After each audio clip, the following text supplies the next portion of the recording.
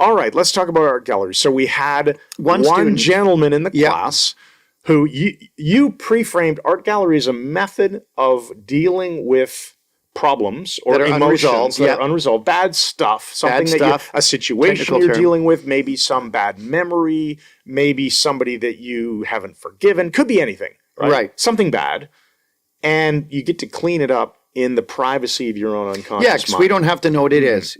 We just call it content free. that issue. Sure. Or they might call it relationship. They might call it anything. They might call it anything at all, but we just generalize it as that issue if they don't give it a specific name. Right. And so you worked with this gentleman who we won't even name, and that issue, and what happened? Well, art gallery I created many years ago, probably 15 years ago, and it was the forerunner of mindscaping.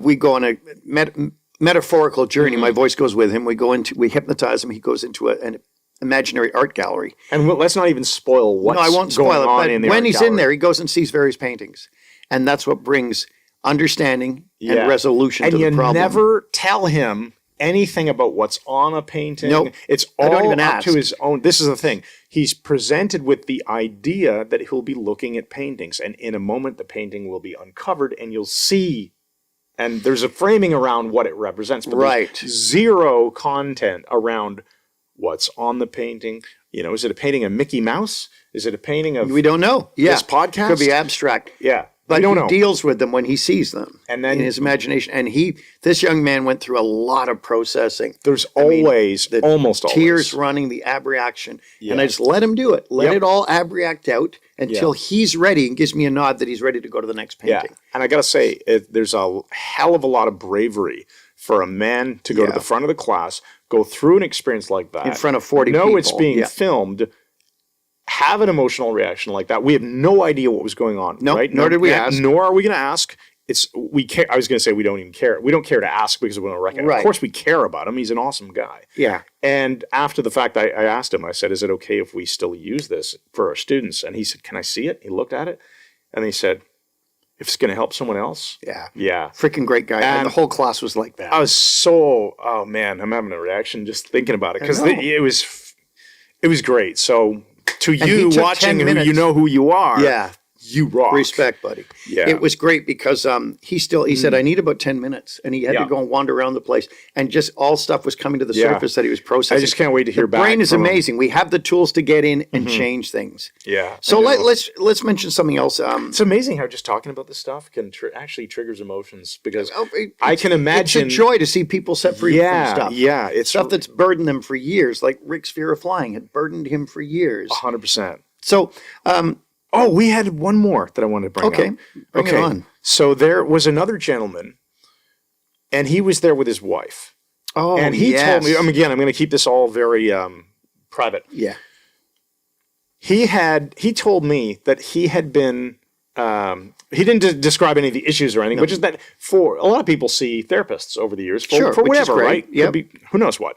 And for a few years on and off, he'd been seeing someone who was not able to give him resolution, essentially at all. It sounds to me like it might have been talk therapy where they were just discussing it Bingo. every week. That's the way he described it.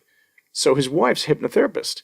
She does ego state work with him. 2 sessions completely clears it up. And how did the therapist respond? He says, I told my therapist about this. She wasn't too pleased. Yeah, don't need to with come the back. reports. My Like, wife has fixed it. Yeah. So Well, I'm sure the thing is, well, she's not qualified. Newsflash. Guess what? here's the thing. I don't have it anymore. Working with your own spouse is probably less likely to be effective. Totally. They don't have than- the prestige. Yes, than someone else. Now, obviously, this guy has immense respect for the skills his wife has, which is does. why he said, that's why I was sold on this and wanted to come to this class. And without, lovely people, and without going into further detail, we discovered that I may be a distant blood relative of them. Wouldn't that be awesome? yeah, very Yeah, strange. that's right. I know what you're talking about. And this couple was phenomenal. I just loved having them in They the class. were, and so was everybody in Yeah. that class. I mean, seriously. It was we had crazy. naturopath, we had PhD, we had all sorts of things. But listen, guys, I'm not going to keep. Yeah, what else? remember the young woman? We'll just call her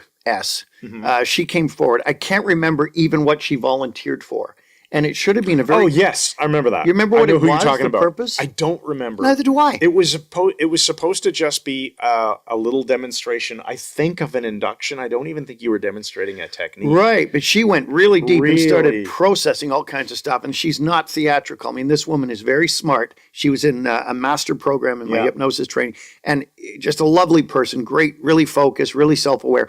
And she processed stuff for maybe 10 minutes. I was going to say 15. Yeah, I think she was invited to come back from trance at the appropriate time, and it took about 15 minutes. But instead, she started processing. Yeah, went yeah, deeper, yeah. A lot of breathing shifts. And which was amazing because so what I did was stayed with it. Mm-hmm. It's like mirroring hands. Our friend Richard Hill. I didn't intervene. She's processing. So all I did was encourage her every now and then. That's right. Yeah, Or the that's mirroring hands thing of client-centered just going, approach. Yeah, just like that. Just Yeah. a little encouraging noises. And then she came out and she'd had quite an experience. Yeah. Hypnosis is freaking awesome, regardless of what Wikipedia says. One more thing I want you to talk about before we head towards wrap up. All right. The master students. So we had a class of 40 and we had 4 master students. Now, what did you do with them this time? Oh man, this was the most in-depth ever. The model we work with for master students is the same one I got from Derek Balmer and John Grinder. It's really good. What you basically do is they take the same course they did in the beginning, but at a deeper level of comprehension and with some covert tasks as well. Yeah. And people say, like Al Crossley, he said the master course, it suddenly everything dropped into Yeah. place. He became amazing. I finally get it. I get Hypnosis it. This is easy. Yeah, and you go, great guy. yes, I it haven't is. seen him in years, but I like him a lot. Yeah. And so with our masters this time, we did more stuff. I had them doing covert stuff, bringing people who seem to be outsiders into the group, building bridges with them. And inner work for themselves, And right? inner work for themselves. Yeah. So what they did was I hypnotized all 4 of them the final day to install everything. Yeah. I gave them interactive ego state cards. I gave them all pendulums. They worked with a tripendulum to strengthen their ideomotor work. Yeah. Then they asked their unconscious which of their ego states they had to work with. Yeah. And I put them in like this, Chris, in an arc, and the pendulum would point to the one. Yeah. They were freaked out. Remember the wonderful guy from Dallas? I was just going to say, we're said- going to call him M. Okay. And he said, you don't understand. He said, I feel like a changed man. he said, I'm a changed man. This has Yeah. changed everything. He wanted to, he had his glasses on and we were taking selfies and he says, I need to take my glasses off. And I said, what does that represent to you? And he says, it's the old M. Like not he's old, but No. the old him that he used to be, yeah. he feels like he's returned to. And it was awesome Just seeing amazing. that reaction from him. And that lovely woman, Catherine, who we've known since 2019 when she 2019, attended our yeah. mindscaping training in England when we were teaching in England. And we teach in England, Las Vegas. And also she attended Wizard School. And Yes. she came to Toronto, did her hypnosis course 6 months ago. Yeah, so in did all in 3 of the November. other, all Yeah. 4 masters did. That's right. They And were all- then she did the master training, and she said day 1, Yeah. she'd already thought we over delivered. I love it. She got such transformation, and I'm her Uncle Mike. She always calls me Uncle Mike. It's just wonderful. These It is amazing unbelievable. people too. And I'm not going to say her name. That lovely little woman she pointed out day 1. She has a childlike voice, and she did great hypnotic work. She came up to me on the final day. She looked me in the eye, held my hands, and she said, "You have saved my life." And I went, "Oh, that's nice." She said, "No, you don't understand. You have literally saved my life." Wow. And I said, "Can I have a hug?" And she was like, "Yes." Yeah. It just wonderful. Yeah.